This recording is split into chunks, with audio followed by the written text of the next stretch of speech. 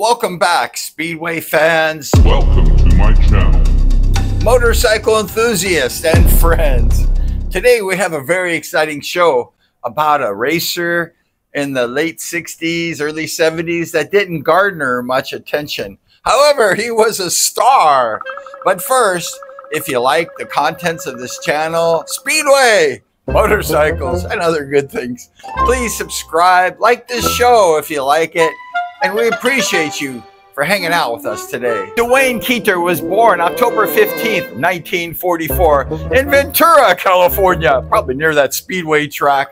And he was just an interesting character because he was a relative unknown in the early days Speedway world. You know, I first saw Dewayne in a picture with all the American star Speedway riders, and Dewayne was the captain.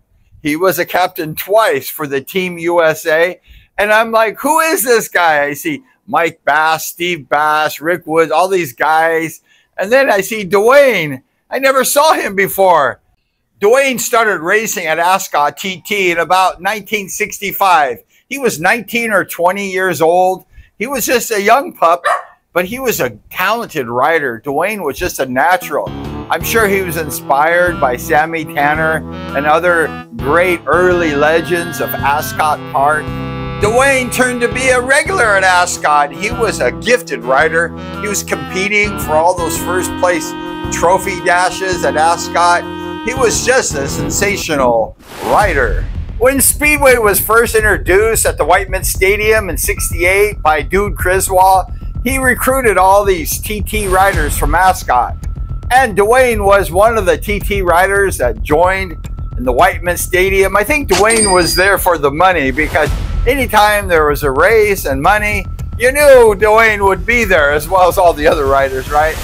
And he competed against the best. He competed against Rick Woods, who won that 1968 United States Speedway Championship. But Dewayne was just, he competed. He won a lot of main events. He was in the top running for first place, second place, third place in the A mains. And he was a team racer for the San Fernando Valley team.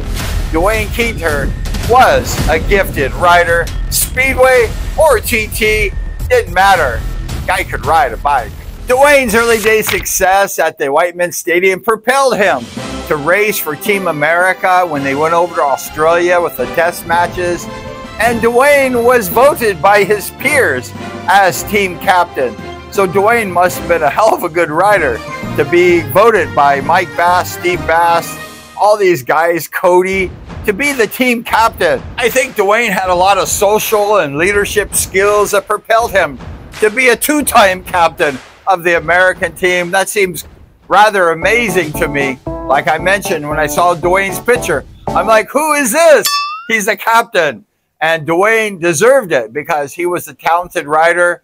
He got respect from the top riders. And if he stuck with Speedway through the years after those days, he probably would have been a national champion, runner-up, or a top Speedway rider in the American Speedway scene. You know, when Dewayne was over in Australia as a rider for Team America, he was a hell of a good rider. He got noticed by stars like Ivan Major and Barry Briggs. In 1968, was teaching the Yanks at the Whiteman Stadium. He noticed that Dewayne was listening, following every word that Ivan the Great Major had taught, and Barry Briggs, who were both multi-time world champions. And they knew what they were talking about. And Dewayne sucked it up like a sponge. And Ivan and Barry, they noticed this guy, Dewayne. And they said, you know, this guy's going to be a good rider. He is a good rider. And I think we're going to recommend him to race in the British League. So they went ahead and contacted Leicester, I think the Lions.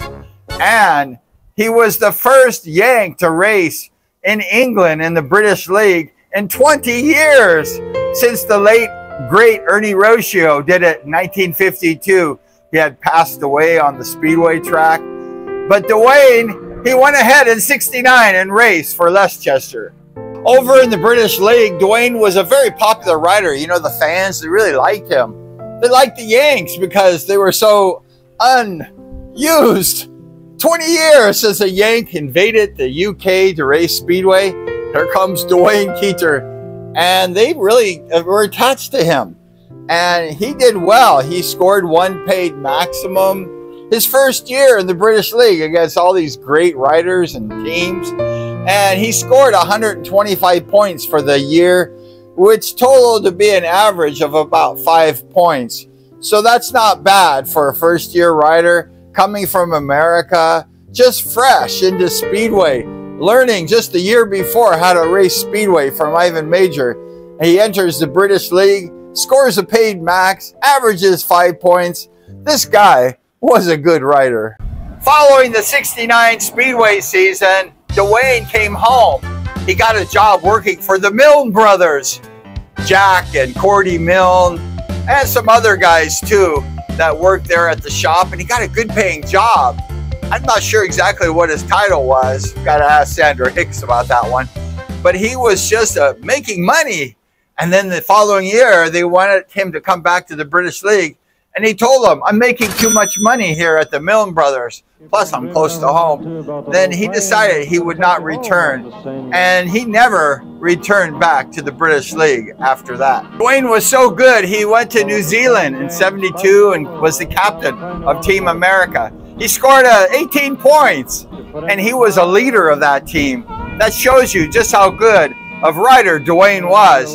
He went to actually New Zealand, and he raced, probably Barry Briggs and Ivan Major was watching this sensation. But Dewayne really didn't get into Speedway that much. He should have.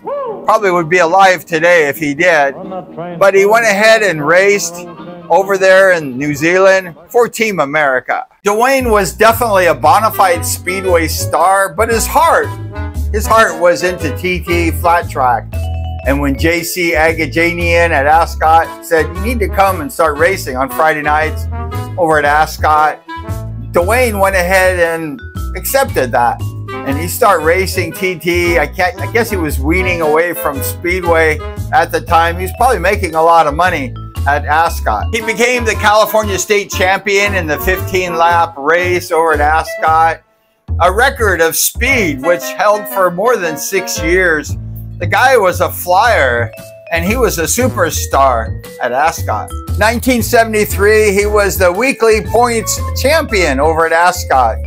And then they had the Nationals, and he got 6th place in the Nationals with all the top pros racing TT. In '75, he got invited to race at Australia and Denmark to race in the long track, the TTs, and he was going to do that at the end of the season. However, his season got cut short. On May 1st, 1975, he had a tragic accident. He was racing, and 2 riders that were in front of him fell down. And Dewayne, he tried to get away from those guys, the crashes, so he didn't hurt them. He didn't hurt himself. And in the meantime, he fell trying to avoid the crash. Probably should have laid it down. But going that speed, on a half mile, it's very fast. And then when he fell, a rider from behind hit him.